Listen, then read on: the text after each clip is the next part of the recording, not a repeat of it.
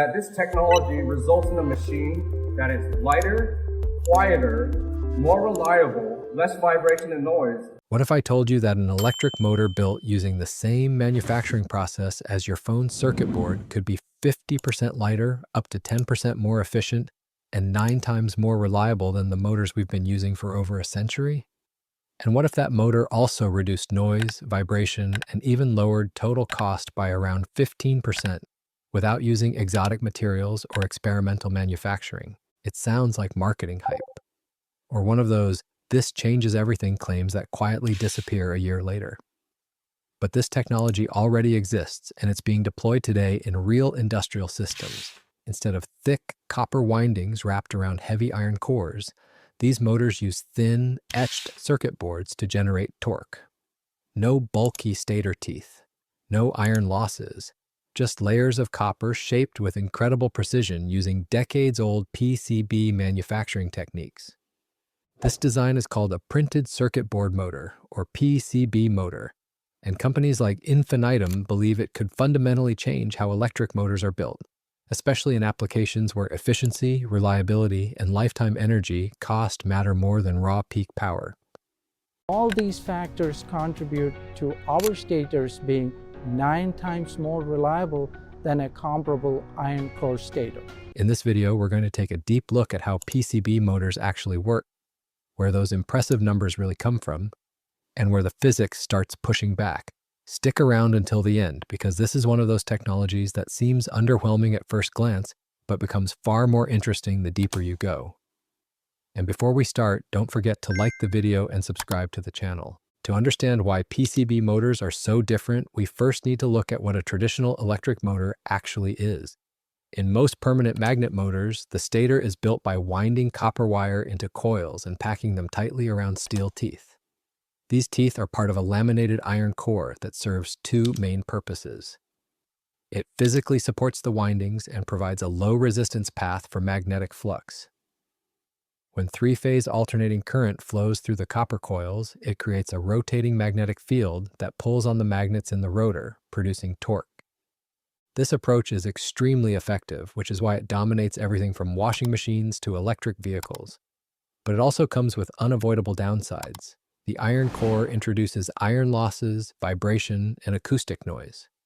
The copper windings heat up and cool down repeatedly, expanding and contracting against their insulation, which slowly degrades reliability over time. And manufacturing these stators is surprisingly complex, often involving a mix of automation and manual labor. PCB motors throw away most of that structure. Instead of copper wire, the stator is made from flat printed circuit boards with copper traces etched directly into them. These traces form the motor windings spread across multiple PCB layers. Electrically, they behave like coils. Mechanically, they are nothing like traditional windings. Because printed circuit boards are flat, PCB motors almost always use an axial flux topology rather than the more common radial flux design. In an axial flux motor, the magnetic field flows along the axis of rotation instead of radiating outward like the spokes of a wheel. This pancake-like geometry pairs naturally with flat stators, making PCB motors not just feasible, but mechanically elegant. Axial flux motors are often praised for their torque density, but that's not really the main motivation here. The real advantage is design freedom. With PCB manufacturing, copper traces can be shaped almost arbitrarily. Their width, thickness, and routing can change throughout the winding. This means resistance can be reduced exactly where current is highest, connection points can be reinforced, and magnetic flux can be balanced more evenly across the stator. In conventional motors, the copper wire has a fixed circular cross-section, and designers are forced to work around that constraint. PCB motors remove it entirely. The resistance of the windings can be tuned locally, which helps reduce losses and improve efficiency. This level of optimization is difficult, which is why companies developing PCB motors also invest heavily in simulation and optimization software. These motors are as much computational products as they are mechanical ones. One of the most important differences, though, is what's missing. Many PCB motors use an air core stator, meaning there is no iron in the stator at all. This changes the behavior of the motor in several important ways. In a conventional motor, the permanent magnets on the rotor are attracted to the steel teeth of the stator. As the rotor turns, this attraction varies, creating a notchy resistance known as cogging torque. When the motor is running, this translates into torque, ripple, vibration, and noise. By removing the iron entirely, PCB motors eliminate cogging torque. The rotor experiences a smooth, continuous magnetic interaction with the stator, resulting in quieter operation and more consistent torque delivery. Iron losses also disappear because there is no steel to magnetize and demagnetize as the motor runs. This alone can account for several percentage points of efficiency improvement. Infinitum claims that their PCB stator motors achieve roughly a 10% efficiency improvement at the system level compared to conventional motors and drives. That might not sound revolutionary, but in industrial systems that run thousands of hours per year, it's enormous. Over the lifetime of a motor, energy costs account for roughly 97% of total ownership cost. Even a small efficiency gain can translate into massive savings. Weight reduction is another major benefit. By eliminating the iron stator core, PCB motors can be around 50% lighter than traditional designs. This simplifies installation, reduces structural demands on mounting systems, and lowers shipping and handling costs. In applications like HVAC systems or industrial fans, this alone can be a big advantage. Reliability is where PCB motors may be most compelling. In conventional motors, repeated heating and cooling cycles cause copper windings to expand and contract. Over time, this movement causes insulation wear, eventually leading to short circuits. In PCB motors, the copper traces are bonded directly to the substrate, and both materials expand and contract at similar rates. This drastically reduces mechanical stress. According to third-party testing cited by Infinitum, their motors demonstrate up to 9 times higher reliability compared to conventional wound motors. This is less than 1 pound, puts out the same amount of power as that guy there. While publicly available peer-reviewed data is limited, the underlying physics supports the idea that fixed copper traces experience far less wear than freestanding wires.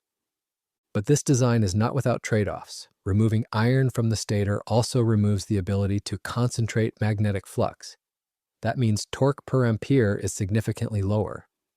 PCB motors generally operate at lower currents and produce lower torque than iron core designs of similar size. This becomes obvious when you look at real-world numbers. A typical infinitum motor in the 7.5 kilowatt range weighs around 45 kilograms, resulting in a power density of roughly 0.2 kilowatts per kilogram. For comparison, automotive traction motors often achieve 5 to 10 kilowatts per kilogram. That's a massive difference, and it tells us something important. PCB motors are not trying to replace electric vehicle drive motors. Thermal management is another challenge.